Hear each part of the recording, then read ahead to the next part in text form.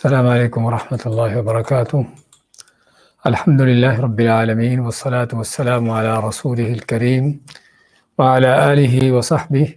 ومن سار علی نہجہ الی یوم الدین وسلم تسلیما کثیرا، اما بعد۔ ہم نے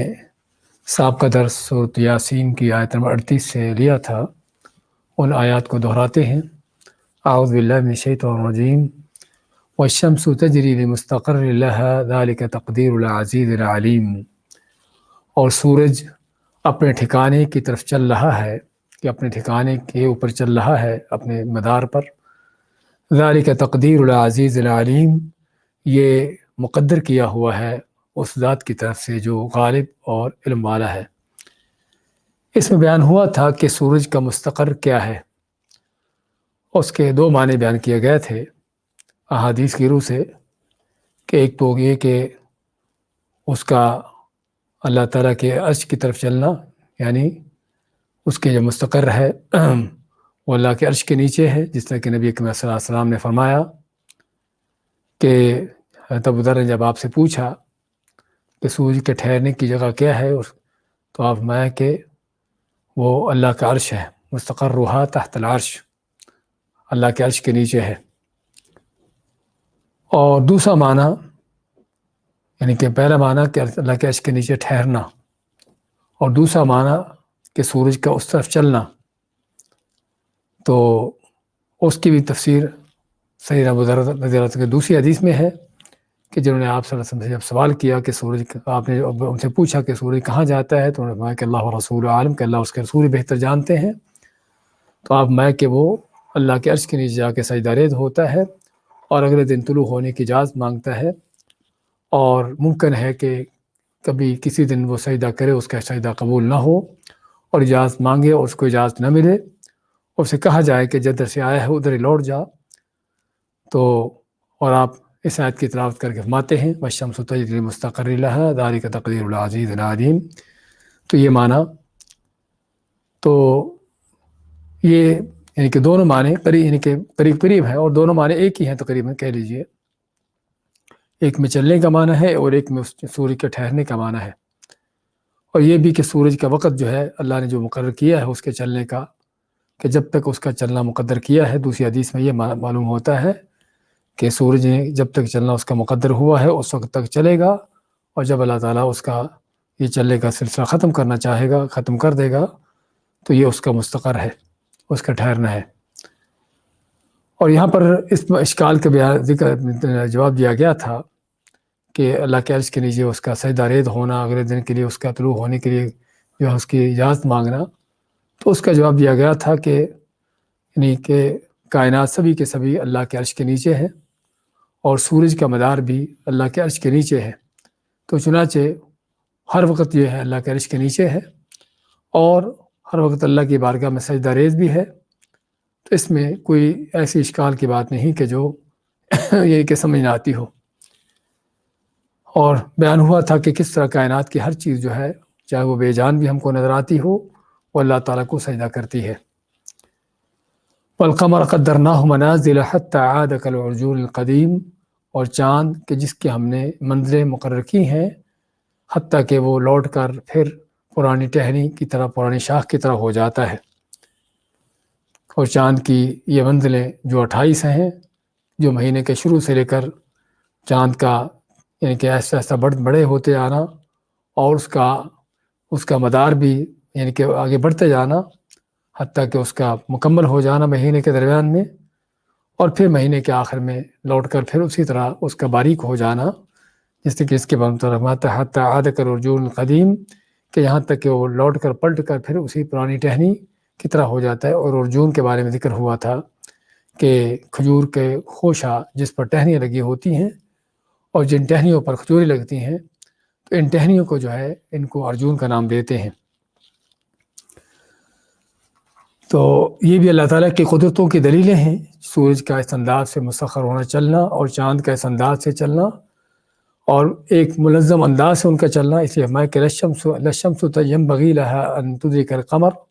کہ نہ تو سورج کے لائق ہے، اس کے لیے ممکن ہے کہ وہ چاند کو جا پہنچے، ولا الليل سابق النهار، اور نہ ہی رات جو ہے وہ دن سے آگے نکلنے والی ہے، وَكُلٌّ فِي فَلَكٍ يَسْبَحُونَ، اور سبھی جو ہیں اپنے اپنے فلک مدار میں چل رہے ہیں۔ تو جس میں اللہ تعالیٰ کی اس کائنات کو جو مستحکم اور مضبوط بنایا ہوا نظام ہے، اس کا بیان ہے کہ جب سے اللہ نے یہ کائنات کا نظام چلایا ہے اس وقت تک یہ چل رہا ہے، اس وقت سے لے کے چل رہا ہے، اور بغیر کسی خلل کے، بغیر کسی طرح کے ٹکراؤ کے، بغیر کسی طرح کی کمزوریوں کے۔ اور کل فی فلک یسبحون میں کی تفسیر میں بیان ہوا تھا کہ اللہ تعالیٰ کی اس وسیع کائنات میں اللہ کی کیا مخلوقات ہیں، کس قدر اللہ تعالیٰ کی یعنی کہ مخلوقات ہیں کتنی بڑی ہیں، اور کس انداز سے ہر مخلوق اپنے اپنے مدار میں چل رہی ہے اور اپنے اپنے مقاصد جو ان کو اللہ نے جس کے لیے پیدا کیا ہے ان کو ادا کر رہی ہیں۔ اس کے بعد کیا آیتیں لیتے ہیں۔ اعوذ باللہ من الشیطان الرجیم وآیۃ لہم انا حملنا ذریتہم فی الفلک المشحون وخلقنا لهم من مثله ما يركبون وإن نشأ نغرقهم فلا صريخ لهم ولا هم ينقذون إلا رحمة منا ومتاعا إلى حين وإذا قيل لهم اتقوا ما بين أيديكم وما خلفكم لعلكم ترحمون وما تأتيهم من آية من آيات ربهم إلا كانوا عنها معرضين وإذا قيل لهم أنفقوا مما رزقكم الله قال الذين كفروا للذين آمنوا أنطعم من لو يشاء الله أطعمه إن أنتم إلا في ضلال مبين۔ وآیۃ لہم، اور ان کے لیے اور ایک بڑی نشانی ہے، انا حملنا ذریتہم، کہ بے شک ہم نے اٹھایا ان کی اولاد کو، ان کی ذریہ نسلوں کو، فی الفلک المشحون، بھری ہوئی کشتی میں، وخلقنا لہم من مثلہ، اور ہم نے پیدا کی پھر اس جیسی کشتیاں اور بھی، ما یرکبون، جس میں وہ سوار ہوتے ہیں، وإن نشأ نغرقهم، اور اگر ہم چاہیں تو ہم ان کو ڈبو دیں، غرق کر دیں، فلا صریخ لہم، پس نہ ان کی فریاد کو پہنچنے والا ہو۔ صریخ کے معنی، صریخ کا لفظ صراخ سے، اور صراخ کہتے ہیں چیخ پکار کرنا، اور مراد جو ہے چیخ و پکار سن کر کوئی مدد کو پہنچنے والا، اس کو صریخ کا نام دیتے ہیں۔ تو ان کی کوئی مدد کو، یعنی چیخ و پکار سن کر کوئی ان کی مدد کو پہنچنے والا بھی نہ ہو، ولا هم ينقذون، اور نہ ہی کسی اور طریقے سے ان کو بچایا جا سکے، الا رحمتا منا، سوائے تیرے رب کی، یعنی ہماری طرف سے خاص رحمت سے، کہ جو ان کو پار لگاتی ہے اور ان کو ڈوبنے نہیں دیتی، جس وجہ سے ڈوبتے نہیں ہیں، ومتاعا الی حین، اور ایک وقت تک جو ان کو فائدہ دیا گیا ہے، یعنی مہلت دی گئی ہے۔ وَإِذَا قِيلَ لَهُمُ اتَّقُوا مَا بَيْنَ أَيْدِيكُمْ وَمَا خَلْفَكُمْ، اور جب ان سے کہا جاتا ہے کہ ڈرو اس سے، اس کے بارے میں کہ جو تمہارے آگے اور جو تمہارے پیچھے ہے، لعلکم ترحمون، تاکہ تم پر رحم کیا جائے۔ وما تأتیہم من آیۃ من آیات ربہم، اور نہیں آتی ان کے پاس ان کے رب کی نشانیوں میں سے کوئی نشانی بھی، الا کانوا عنہا معرضین، مگر یہ ہوتے ہیں اس سے منہ پھیرنے والے، اعراض کرنے والے۔ وَإِذَا قِيلَ لَهُمْ أَنفِقُوا مِمَّا رَزَقَكُمُ اللَّهُ، اور جب ان سے کہا جاتا ہے کہ خرچ کرو اس میں سے جو اللہ نے تم کو دیا ہے، قال الذین کفروا للذین آمنوا، تو کہتے ہیں وہ لوگ جنہوں نے کفر کیا ایمان والوں سے، انطعم من لو یشاء اللہ اطعمہ، کیا ہم اس کو کھلائیں کہ جن کو اللہ تعالیٰ چاہتا تو کھلا دیتا، ان انتم الا فی ضلال مبین، نہیں ہو مگر تم کھلی گمراہی میں۔ سورہ یاسین کی آیت نمبر 42 سے 47 تک کی تلاوت اور ترجمہ پیش کیا گیا ہے۔ فرمایا اللہ تعالیٰ نے، وآیۃ لہم، اور ان کے لیے نشانی ہے ایک، یا بڑی نشانیوں میں سے اللہ تعالیٰ کی قدرتوں کی نشانیاں، اور نشانیاں بیان ہو رہی ہیں کہ اللہ تعالیٰ کس طرح تم کو مرنے کے بعد زندہ کرنے پر قادر ہے۔ اور اس سے پہلے بھی کئی نشانیاں ذکر ہوئی ہیں، تو اللہ تعالیٰ کی ان قدرتوں، ان نشانیوں میں سے اللہ فرماتا ہے کہ ان کے لیے نشانی یہ بھی ہے، انا حملنا ذریتہم فی الفلک المشحون، کہ ہم نے اٹھایا ان کی نسلوں کو بھری ہوئی کشتی میں، ان کی نسلوں کو اٹھایا بھری ہوئی کشتی میں۔ تو اس سے کیا مراد ہے، کن کی نسلیں اٹھائیں اور بھری کشتی سے مراد کیا ہے؟ یہ اشارہ ہے یا بیان ہے نوح علیہ السلام کی کشتی کا، کہ جو انہوں نے اللہ تعالیٰ کے حکم سے بنائی تھی، اور جس کا ہم سورہ ہود میں تفصیلاً ذکر پڑھ چکے ہیں، کہ جس طرح اللہ تعالیٰ نے ان کو وحی کر کے کشتی بنانے کا حکم دیا، اور پھر اپنی وحی کے ساتھ ہی ان کو کشتی بنانے کا طریقہ کار بھی سکھایا اور بتایا، اور اللہ تعالیٰ کی نگرانی میں، اللہ کی نگہداشت میں، اور اللہ تعالیٰ کے مکمل طور پر اللہ کی رہنمائی میں، اللہ کی طرف سے دی ہوئی رہنمائی میں وہ کشتی بناتے ہیں۔ تو یہ کشتی مراد ہے المشحون، جو بھری ہوئی تھی، اور بھری ہوئی اس لیے کیونکہ اس میں نوح علیہ السلام اور ان کے ساتھ جو ایمان لانے والے لوگ تھے تقریباً 80 سے اوپر، اور اسی طرح ہر جانور، خاص طور پر جو خشکی کے جانور ہیں، ان میں سے ہر جانور کا ایک جوڑا، جس کو انہوں نے اللہ کے حکم سے اس میں سوار کیا تھا۔ اور اس سے معلوم ہوتا ہے کہ کشتی بہت بڑی تھی، اور بڑی ہونے کے ساتھ مشحون کا لفظ ہم کو معنی دیتا ہے کہ بھری ہوئی تھی ان اللہ تعالیٰ کی مخلوقات سے۔ تو آیت اللہ، تو اس میں کیا نشانی ہے اور کیا ذریت ہے، کون سی نسلیں ہیں جن کو اٹھایا؟ انا حملنا ذریتہم، کہ ہم نے اٹھایا ان کی اولادوں کو، ان کی نسلوں کو۔ یہ کہنے کے بجائے کہ ہم نے نوح علیہ السلام اور ان کے ساتھ ایمان لانے والوں کو اٹھایا، یہ کہنے کا یہ لفظ جو لایا ان کی ذریتوں کو، ان کی نسلوں کو اٹھایا، حقیقت میں بڑا معنی خیز لفظ ہے، اور یہ قرآن کا بلاغہ ہے کہ اگر صرف یہ بیان ہوتا کہ ہم نے نوح علیہ السلام اور ان کے ساتھیوں کو اٹھایا، تو وہ نعمت جو اللہ نے رہتی دنیا پر کی ہے وہ شاید اس انداز سے واضح نہ ہوتی کہ جو اس لفظ میں واضح ہو رہی ہے۔ اگرچہ کشتی پر تو سوار نوح علیہ السلام اور ان کے ساتھ ایمان لانے والے تھے، لیکن ان کا سوار ہونا، اس کشتی کا سب سے پہلے اس کشتی کا بننا اللہ کے حکم سے، اللہ کی دی ہوئی تعلیمات سے اس کا بنایا جانا، اور پھر اللہ کے حکم سے اس کشتی میں ایمان والوں کو سوار کرنا، اور پھر اللہ تعالیٰ کی تدبیر سے، اس کی رحمت سے اس کشتی کا اتنے بڑے پانی کے اندر، کہ جو ہر طرف پانی ہی پانی تھا، سمندر تو سمندر تھے ہی، حتیٰ کہ زمین بھی سمندر بن چکی تھی، تو اتنے بڑے طوفانوں کے اندر اس کشتی کا محفوظ رہ کر چلنا، اور پھر طوفان ختم ہونے پر خیر و سلامتی سے زمین پر اترنا، اور کشتی میں جو سوار تھے اہل ایمان، ان کا بچ جانا، ان کا محفوظ ہو جانا،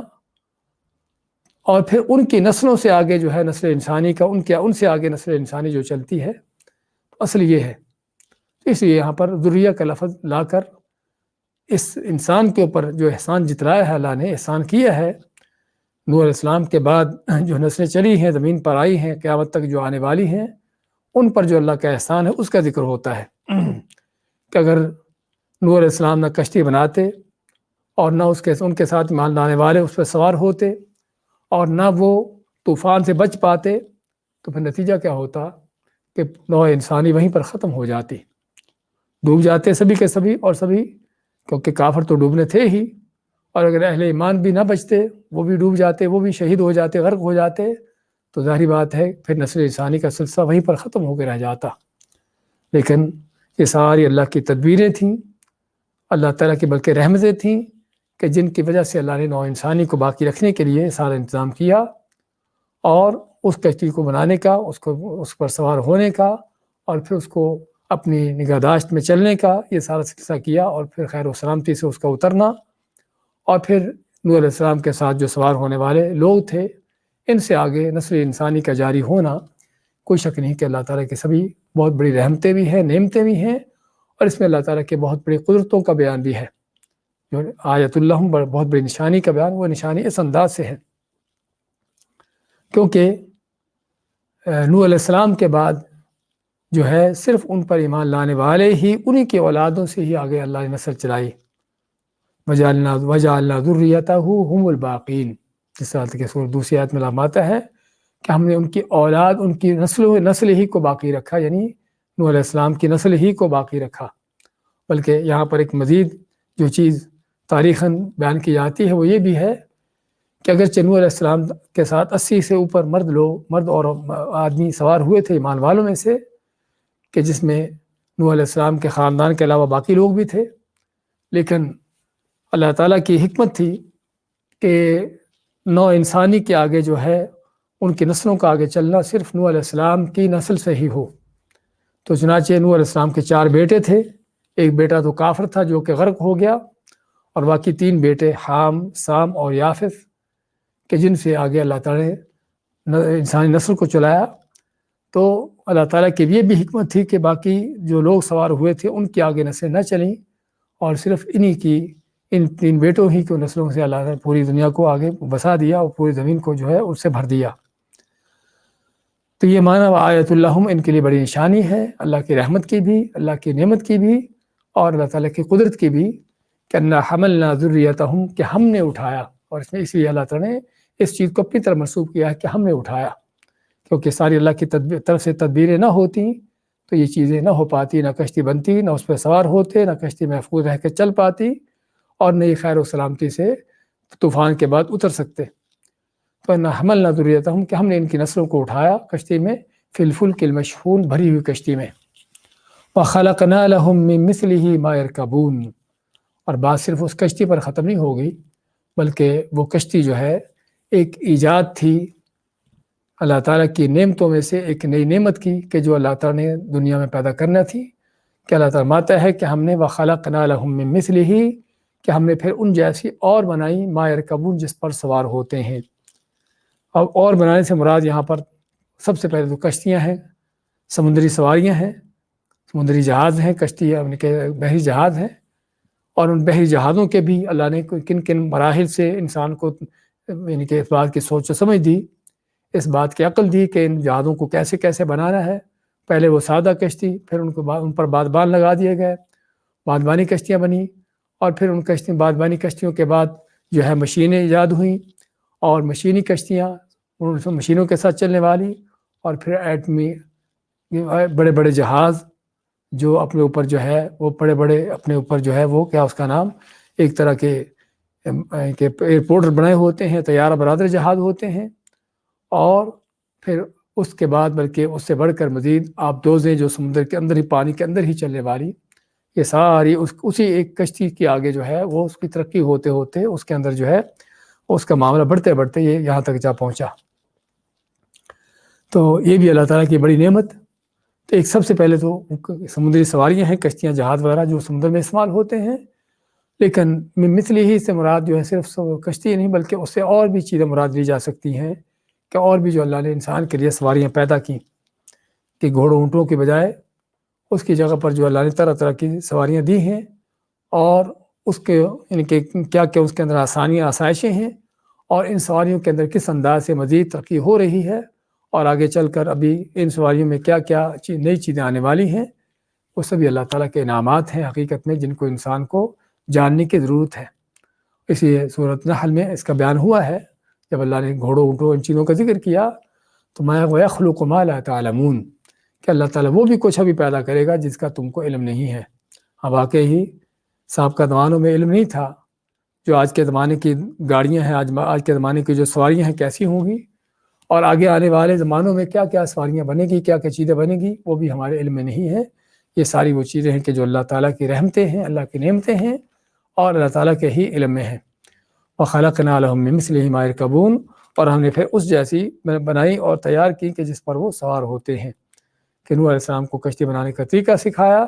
جس طریقے سے آگے چل کر جو ہے یہ ساری سواریاں بنتی چلی جا رہی ہیں اور لوگ اس سے فائدے اٹھا رہے ہیں۔ وَإِن نَّشَأْ نُغْرِقْهُمْ فَلَا صَرِيخَ لَهُمْ وَلَا هُمْ يُنقَذُونَ إِلَّا رَحْمَةً مِّنَّا وَمَتَاعًا إِلَىٰ حِينٍ۔ وَإِن نَّشَأْ اور اگر ہم چاہیں نُغْرِقْهُمْ تو ہم ان کو غرق کر دیں، ڈبو دیں، فَلَا صَرِيخَ لَهُمْ پس نہ ہو کوئی بھی، صریخ کا ہم جیسا بیان کیا ہے، صریخ کا لفظ ہے صراخ سے، اور صراخ کہتے ہیں چیخ و پکار کرنے کو۔ اور صریخ کون ہوتا ہے پھر؟ صریخ وہ شخص ہوتا ہے کہ جو چیخ و پکار کرنے والے کی چیخ و پکار سن کر، اس کی فریاد سن کر اس کی مدد کے لیے آتا ہے، تو اس مدد میں آنے والے کو صریخ کا نام دیتے ہیں۔ تو اسے فرمایا فلا صریخ لہم، ان کا کوئی جو ہے وہ ان کا کوئی فریاد سننے والا، ان کو بچانے والا کوئی نہ ہو، ولا ينقذون اور نہ ہی خود جو کسی اور طریقے سے بچ پائیں۔ تو یہ معنی اس کا کہ اگر ہم چاہیں تو ان کو غرق کر دیں، ان کو ڈبو دیں، یعنی کشتیاں تو بن گئیں، جہاز تو بڑے بڑے بن گئے، اور بڑی بڑی یعنی کہ ترقی یافتہ جو یعنی کہ سواریاں ہیں اور یہ چیزیں ہیں تیار ہو گئیں کہ جس کو انسان سمجھتا ہے کہ بڑی محفوظ ہیں، لیکن اللہ تعالیٰ چاہے فرماتا ہے کہ ہم چاہیں تو ان کو ڈبو دیں، ان کو غرق کر دیں، اور نہ ہی ان کو بچانے والا ہو اور نہ خود کسی اور طریقے سے بچ سکیں، الا رحمت منا، سوائے ہماری رحمت کے کہ بچتے ہیں، پار ہوتے ہیں، سوار ہوتے ہیں، اپنے کام کرتے ہیں اور ڈوبتے بھی نہیں ہیں، ومتاعا الی حین، اور ایک وقت تک جو اللہ نے ہر انسان کی زندگی رکھی ہے تاکہ وہ اس کو پورا کر سکے۔ تو اس لیے اللہ تعالیٰ نے یہ بھی اللہ تعالیٰ کے بندوں پر رحمتیں کہ ان چیزوں کو بنانے دینے کے ساتھ ساتھ جو ہے ان کو استعمال کرنے کے ساتھ ساتھ جو ہے ان کی حفاظت کرنا، ان کو چلانا، یہ بھی محض اللہ کی تقدیر سے ہے۔ اور حقیقت میں اس میں بیان ہے اس بات کا کہ اس چیز کا بیان ہے کہ انسان اللہ تعالیٰ کی دی ہوئی ان کے نعمتوں کو اور فطرت کی ان چیزوں پر جو اللہ نے انسان کو اختیارات دیے ہیں اور یہ قوتیں طاقتیں کائنات میں جو اللہ نے انسان کے ماتحت کر دی ہیں، تو یہ محض اللہ تعالیٰ کا فضل ہے، اس کی رحمت ہے، ورنہ انسان اتنی بڑی مخلوقات کو، بھپھرے ہوئے سمندروں کو کیسے جو ہے اس کو مسخر کر سکے، اس پر کس طرح سے چل سکے، اس پر کس طرح کشتیاں جہاز چلا سکے، اس کے بس کی بات نہیں۔ بلکہ بھرا ہوا تو کیا، پانی ٹھہرا بھی ہو اور پرسکون حالت میں بھی ہو تو اس پر بھی ایک سوئی کے برابر، بلکہ اس سے بھی چھوٹی چیز جو ہے ڈالی جائے تو ڈوب جاتی ہے، چاہے جائے کہ ہزاروں ٹن جو ہے اتنے بڑے بڑے جہاز اور یہ چیزیں اس پر نہ کہ صرف ٹھہریں بلکہ چلیں اور تیز چلیں اور اپنے اوپر بھاری سامان بھی اٹھا لیں، تو کوئی شک نہیں کہ اللہ تعالیٰ کی یہ بذات خود ہی بہت بڑی نعمت ہے کہ اللہ تعالیٰ کی طرف سے یہ تسخیر کی جانا، اللہ کی طرف سے یہ چیزوں کو مسخر کیا جانا، تابع کیا جانا انسان کے، اور انسان کو ان چیزوں سے فائدہ اٹھانے کے قابل بنا دینا، یہ بذات خود ایک بہت بڑی نعمت۔ پھر مزید یہ کہ ان نعمتوں سے فائدہ اٹھانا، اس چیز کے جو اللہ نے انسان کو جو ہے صلاحیتیں اور اس کا جو موقع دیا ہے، صرف بنانے کا موقع نہیں، ان سے فائدہ اٹھانے کا جب یہ موقع دیا ہے کہ آدمی ان کو استعمال کرتا ہے، لمبے سفر طے کرتا ہے مشرق و مغرب کے، اور بغیر کسی خوف و خطرے کے ان چیزوں کو انسان چلا رہا ہے، ان سے فائدہ اٹھا رہا ہے، اور یہ بھی محض اللہ کی رحمت، اس کی توفیق سے ہے۔ اگر اللہ تعالیٰ چاہے تو جس طرح فرمایا ہے کہ نہ یعنی کہ ہم ان کو غرق کر دیں، کوئی ان کو بچانے والا، ان کی چیخ پکار سن کر ان کو مدد کرے آنے والا بھی کوئی نہ ہو، اور ظاہری بات ہے سمندروں کی گہرائیوں میں کون ہے کہ جو وہاں پر مدد کو پہنچے گا۔ تو یہ اللہ تعالیٰ کا مزید بڑا انعام کہ نعمتیں تمہارے تابع کر دی ہیں، تمہارے ہاتھ میں دے دی ہیں، لیکن نہ سمجھو کہ تم اب ان کے جو ہے وہ ان کے اوپر مختار کل ہو گئے ہو، تمہارے مکمل ان پر اختیار قائم ہو گئے ہیں، بلکہ جب چاہے اللہ تعالیٰ ان کو تم پر پلٹ دے اور تم کو ہی انہی چیزوں کو تمہاری ہلاکت، تباہی، بربادی کا ذریعہ بنا دے۔ اور یہ چیزیں ہم دیکھتے بھی ہیں کہ کس طرح اللہ تعالیٰ کی یہ نعمتیں کہ جن سے انسان دن رات فائدے اٹھا رہا ہے، اللہ تعالیٰ جب چاہتا ہے ان کو پلٹا دیتا ہے، اور یہی چیزیں انسان کی بربادی، ہلاکت، تباہی کا ذریعہ بن جاتی ہیں۔ اور جس میں حقیقت میں اس بات کا بیان ہے کہ انسان کسی لمحے بھی، کسی وقت میں اللہ تعالیٰ کا یعنی کہ ایسی حالت میں نہیں کہ جس میں اللہ کا محتاج نہ ہو، اللہ سے مستغنی ہو جائے، ہر لمحے اللہ کا محتاج ہے، چیز کو حاصل کرنے میں، اس کو بنانے میں، اس کو استعمال کرنے میں، اس سے فائدہ اٹھانے میں، اور اس کی وجہ سے جو آنے والی آفتیں ہیں ان سے بچنے میں، اور صحیح معنوں میں اس سے جو ہے مقاصد حاصل کرنے میں، یہ ساری وہ چیزیں ہیں کہ جو اللہ تعالیٰ کے بڑے بڑے احسانات ہیں کہ جو انسانوں کو اپنے مد نظر رکھنے چاہیے، تاکہ اپنے رب کی پہچان ہو کہ رب کون ہے، اللہ کون ہے، اس کی کیا نعمتیں ہیں، اس کے کیا احسانات ہیں۔ کیونکہ جب انسان کسی کے احسانات کو جانتا ہے تو پھر ان احسانات کو، ان کی قدردانی بھی کرتا ہے، اس کے دل میں ان کی کوئی حیثیت بھی پیدا ہوتی ہے۔ لیکن جب کسی احسان کا پتہ ہی نہ ہو کہ کوئی احسان بھی ہے کسی کا، تو پھر اس کا احسان کو جاننا کیا ہے، اس کے شکر کیا ادا کرنا ہے۔ تو میں اسی لیے اللہ تعالیٰ نے نشا نغرقہم، چاہے تو ہم ان کو غرق کر دے، فلا صریخ لہم، پس نہ ہو ان کو کوئی ان کی فریاد سننے والا، ولا ہم ینقذون، اور نہ ہی کسی کے سے بچایا جا سکیں، الا رحمۃ منا، سوائے ہماری طرف سے خاص رحمت سے، ومتاعا الی حین، یعنی ہماری رحمت سے ان کو بچتے ہیں، غرق نہیں ہوتے، اپنے سارے معاملات چلاتے ہیں خیر و سلامتی سے، امن و امان سے، اور ومتاعا الی حین، ایک وقت تک جو ان کے لیے فائدہ ہے۔ وقت کون سا ہے کہ جو اللہ تعالیٰ نے ہر انسان کی جو زندگی لکھی ہے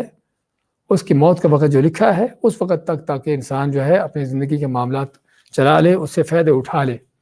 تو اس لیے اللہ تعالیٰ ان کو سمندر میں بچاتا ہے، چلاتا ہے اور ان کو ڈوبنے بھی نہیں دیتا، تاکہ جو ہے جس انسان کی زندگی کے جو لمحات لکھے ہیں تاکہ پورے کر لے، اور اللہ تعالیٰ نے جو مہلتیں دی ہیں تاکہ وہ پوری کر لیں۔ اور یہ بھی ایک اللہ تعالیٰ کی طرف سے اور بندے کے اوپر احسان کہ اللہ تعالیٰ ان کو بچاتا ہے اور فوری طور پر ان کو ہلاک نہیں کر دیتا۔ اصل تو یہ تھا کہ انسان کی جو بغاوتیں ہیں، سرکشیاں ہیں، اللہ کی نافرمانیاں ہیں، ان کا تقاضا تو یہی تھا کہ انسان جو ہے کہ اس کو فور کر کے اس کو فور جو ہے تباہ ہلاک کر دیا جاتا ہے، لیکن اللہ تعالیٰ ایسا نہیں کرتا بلکہ اس کو ڈھیل دیتا، مہلتیں دیتا ہے۔ بخیر اسی پر اکتفا کرتے ہیں، باقی انشاءاللہ دوسرے درس میں لیں گے۔ بارک اللہ فیکم وجزاکم اللہ خیر۔ ایسی آیتوں کو دوبارہ دہراتے ہیں۔ وآیۃ لہم انا حملنا ذریتہم، اور ان کے لیے ایک بڑی نشانی ہے کہ ہم نے اٹھایا ان کی ذریت کو، ان کی اولادوں کو، نسلوں کو، فی الفلک المشحون، بری ہوئی کشتی میں، وخلقنا لہم من مثلہ ما یرکبون، اور ہم نے پیدا کر دی ان کے لیے ان جیسی جس میں یہ سوار ہوتے ہیں، وإن نشاء نغرقہم، اور اگر ہم چاہیں تو ہم ان کو غرق کر دیں، فلا صریخ لہم، پس نہ ہو کوئی ان کی فریاد کو پہنچنے والا،